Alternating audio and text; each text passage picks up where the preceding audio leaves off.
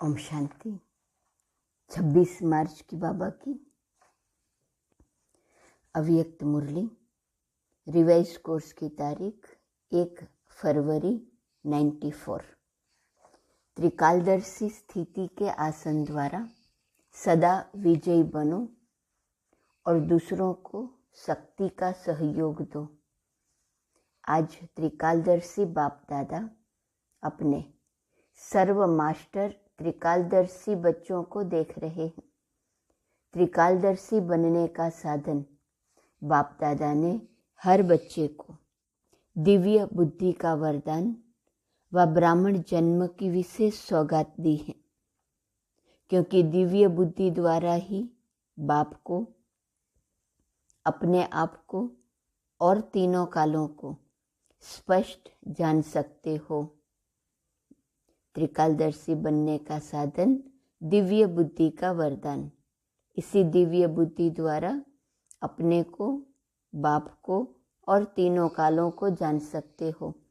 दिव्य बुद्धि तथा याद द्वारा ही सर्व शक्तियों को धारण कर सकते हो।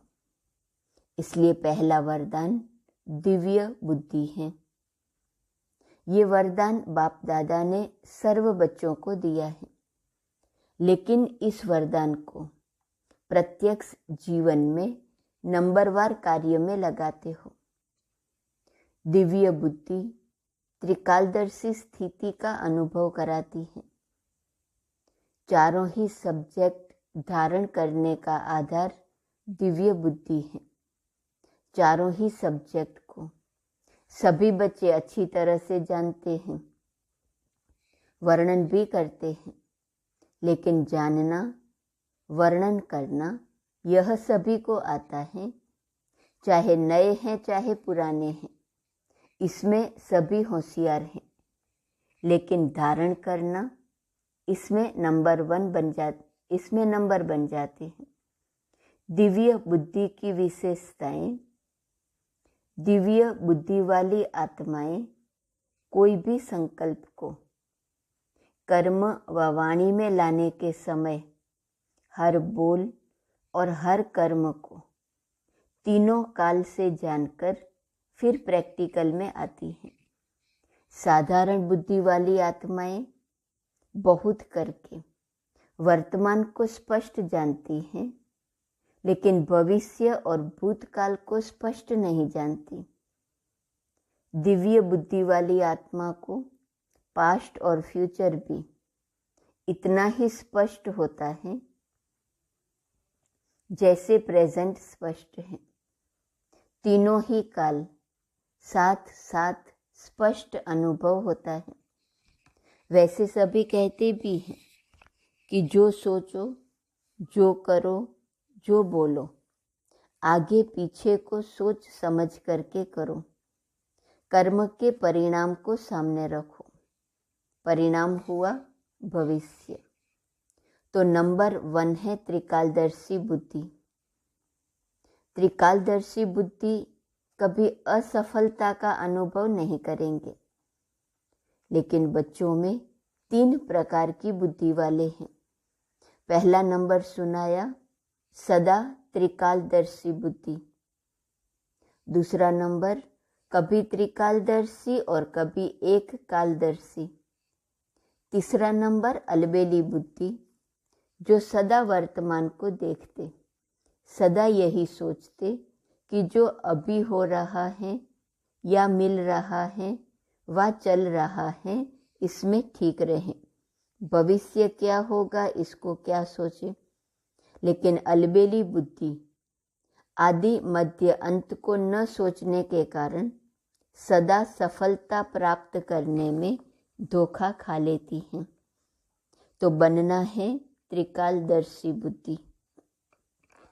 त्रिकालदर्शी स्थिति ऐसा श्रेष्ठ आसन है जिस आसन अर्थात स्थिति द्वारा स्वयं भी सदा विजयी और दूसरों को भी विजयी बनने की शक्ति व सहयोग देने वाले हैं।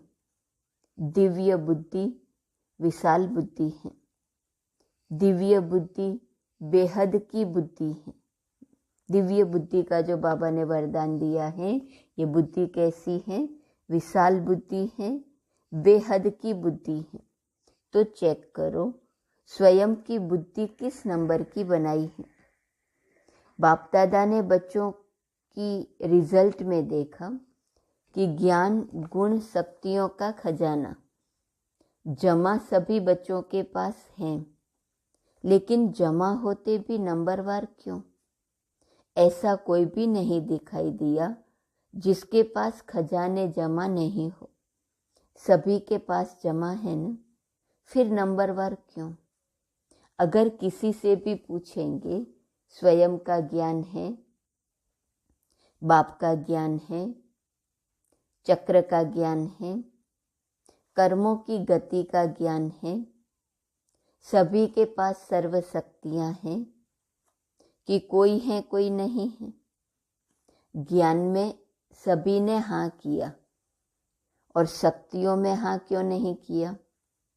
अच्छा, सभी गुण हैं, सर्व गुण बुद्धि में है, बुद्धि में ज्ञान भी है, शक्तियां भी हैं, फिर नंबरवार क्यों? फर्क क्या होता है? खजाने को विधि पूर्वक कार्य में लगाना नहीं आता है। समय बीत जाता है, फिर सोचते हैं कि ऐसे करते थे, इस विधि से चलते थे तो सिद्धि मिल जाती थी।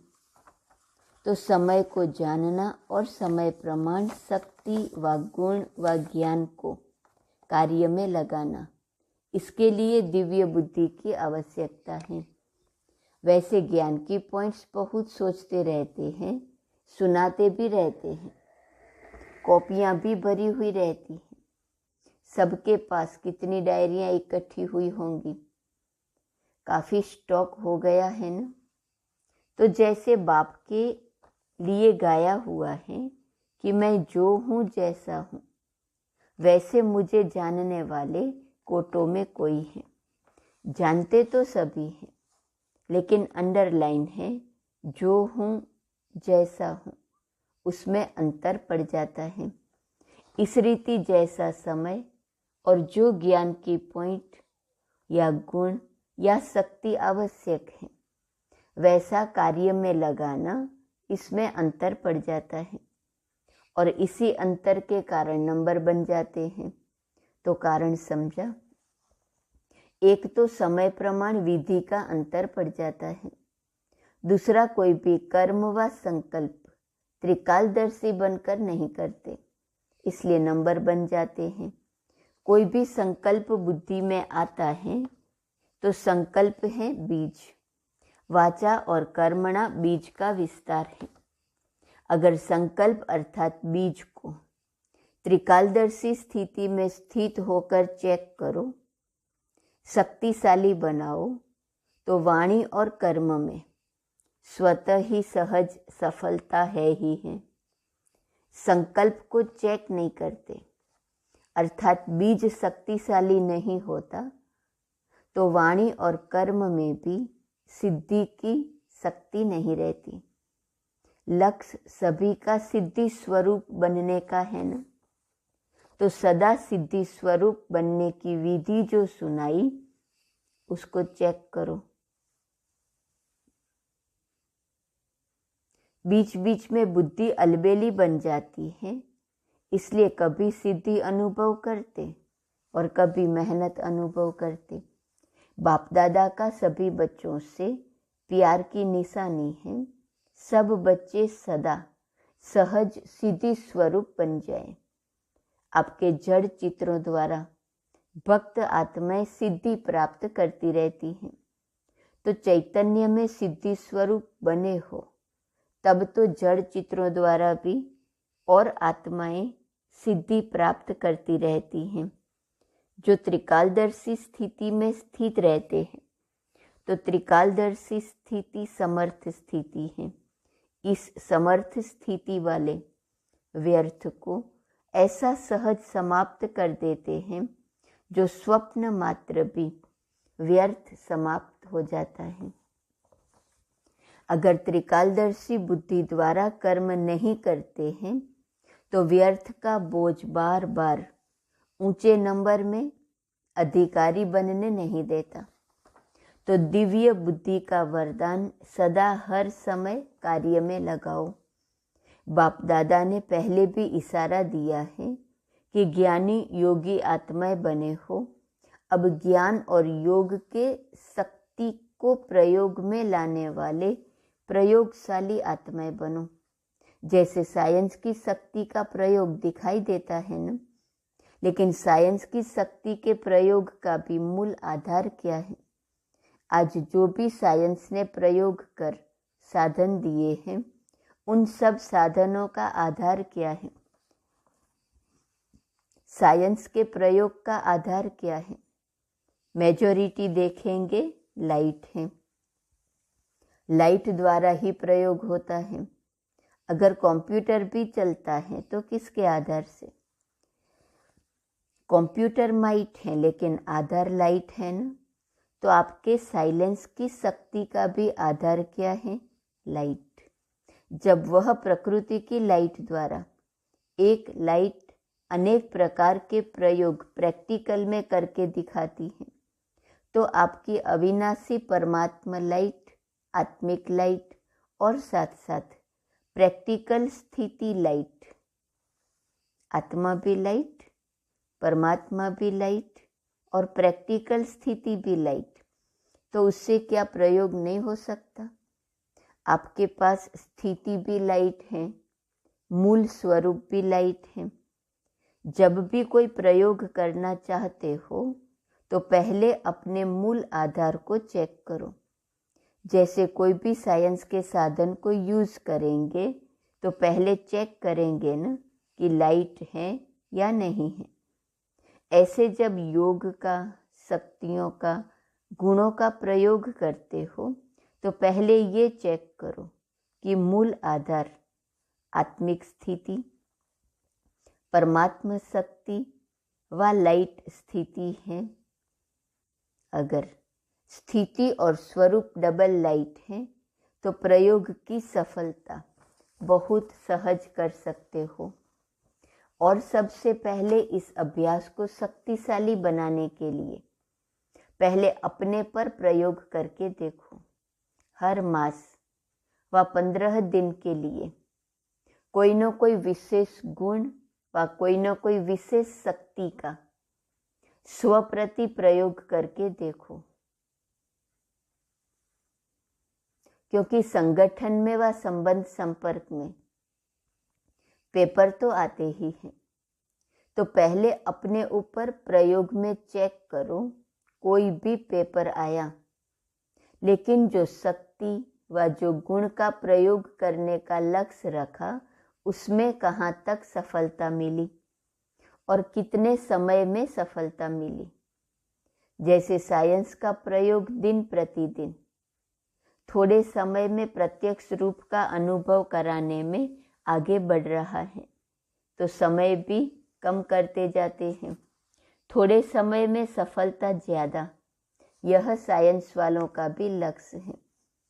ऐसे जो भी लक्ष्य रखा उसमें समय को भी चेक करो और सफलता को भी चेक करो।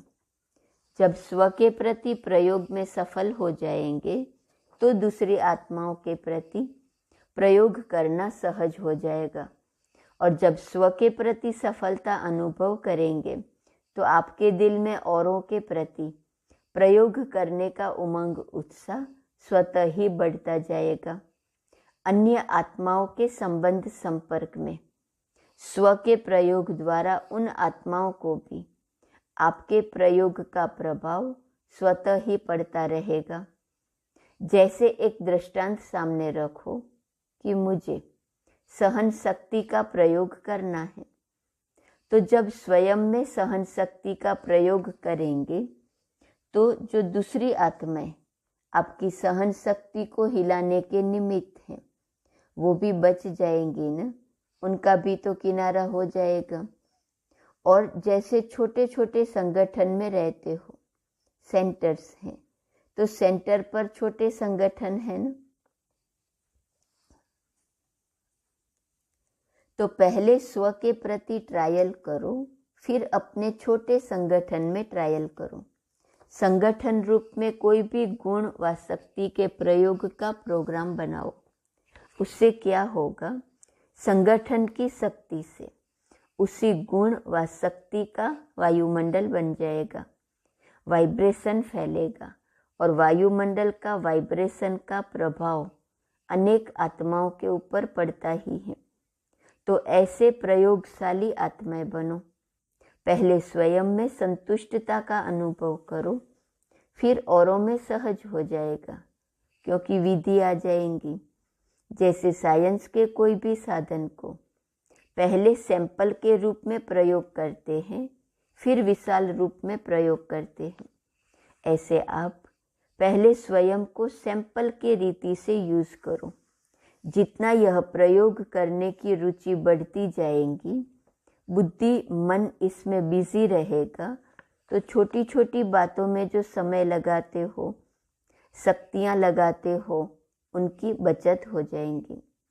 सहज ही अंतर्मुखता की स्थिति अपनी तरफ आकर्षित करेंगी, क्योंकि कोई भी चीज का प्रयोग और प्रयोग की सफलता स्वतः ही और सब तरफ से किनारा करा देती है। ये प्रयोग तो सभी कर सकते हो ना, कि मुश्किल है? इस वर्ष प्रयोगशाली आत्माएं बनो। समझा क्या करना है?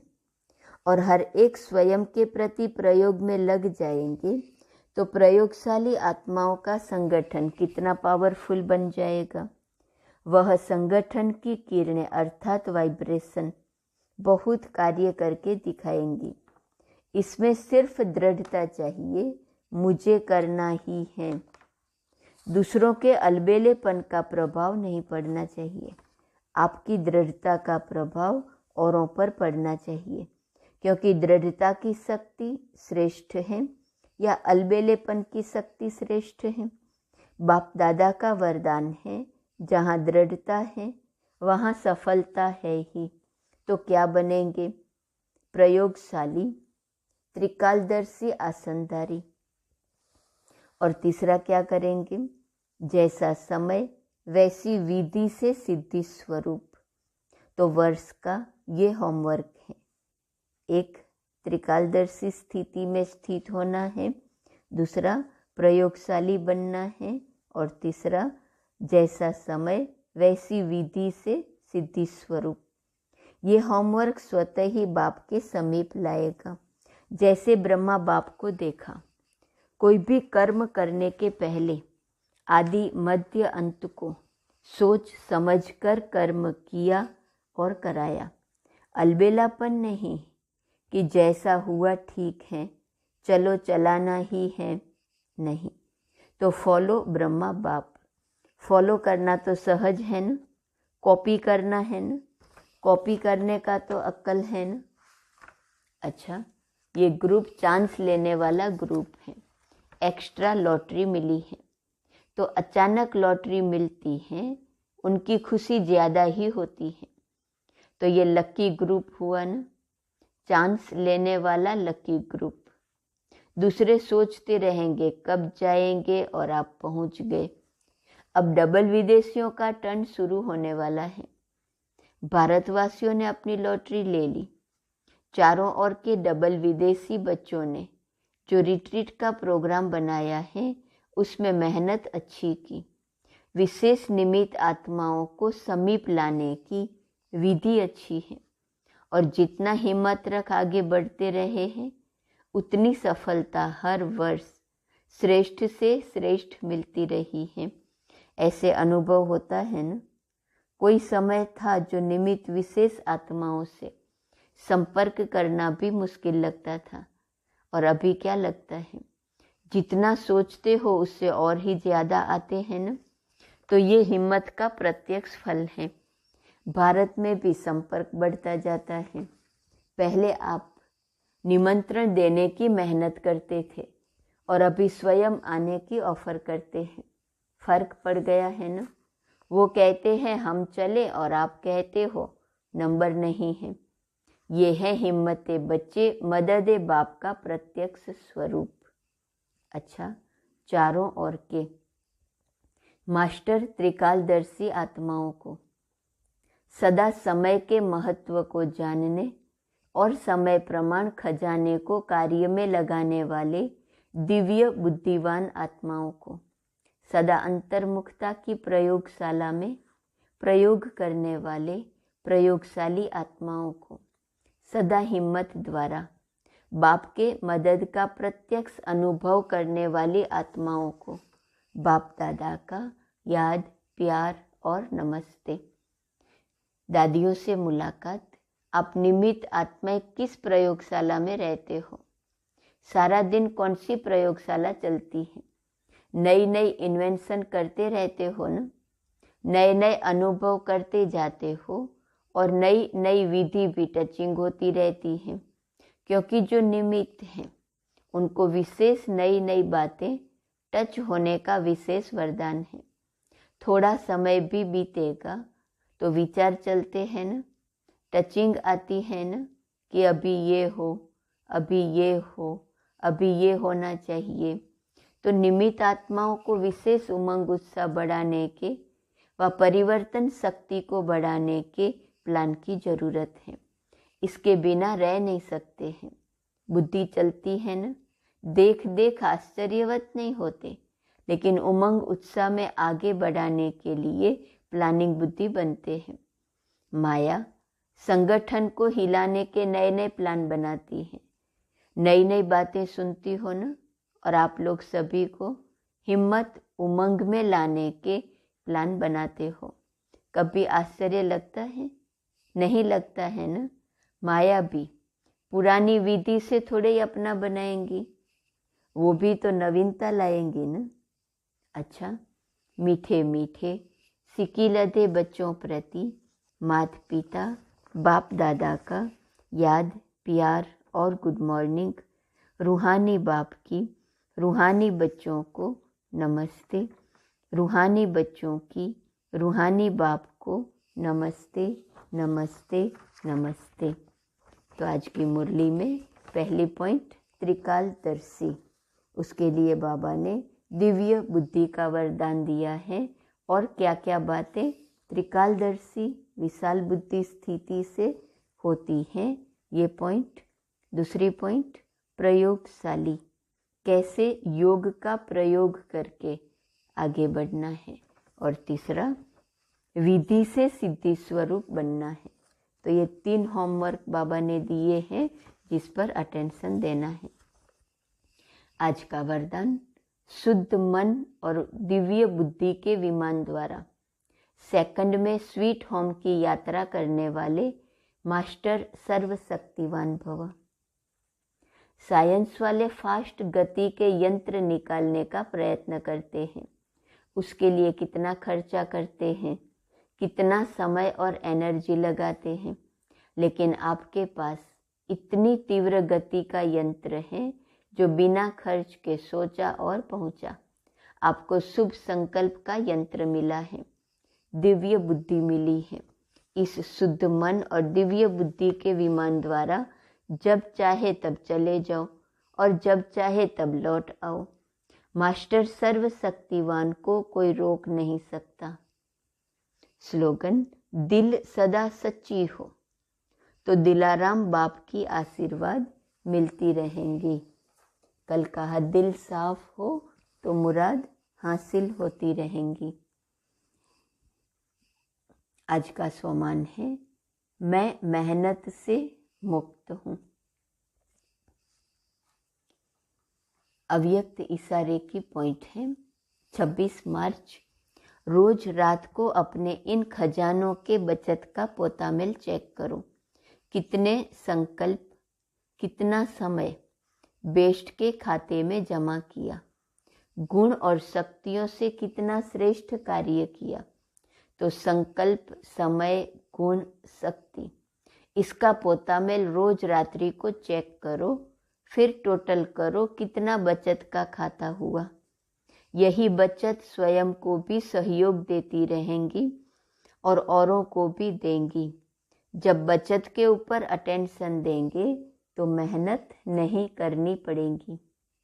ओम शांति।